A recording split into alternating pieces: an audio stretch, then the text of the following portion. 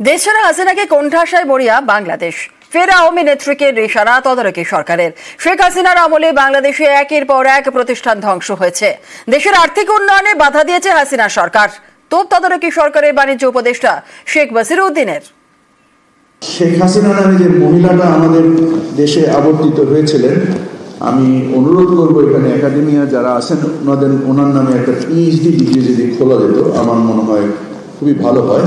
হেন কোনো প্রতিষ্ঠান ছিল না যেটাকে ধ্বংস করা হয়নি। সেটা ব্যুরোক্রেসি বলেন, এমনকি রাষ্ট্রীয় গোয়েন্দা সংস্থা বলেন, আমাদের জুডিশিয়াল সিস্টেম বলেন, একাডেমিয়া বলেন, আমাদের বিজনেস কমিউনিটি বলেন, সবার একটা ক্রিমিনাল নেক্সাস আমরা দেখেছি।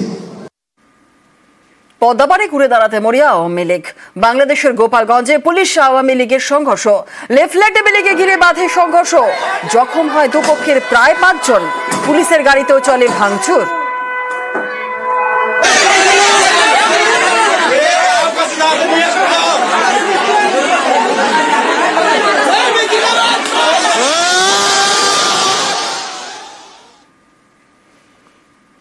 পাবনায় আওয়ামী লীগের নেতাকে ছিনিয়ে নিল কর্মীরা। পাবনার সুজানগরে পুলিশের প্রেজেন্ট ভ্যানে তোলা হচ্ছিল আব্দুল ওয়াহাবকে। তখনই শুরু হয়ে যায় ধস্তাধস্তি। জয় বাংলা স্লোগানও দেওয়া হয়। আর এই সবের মধ্যেই আওয়ামী লীগের নেতাকে প্রায় ছিনিয়ে নিয়ে বেরিয়ে যায় কর্মীরা।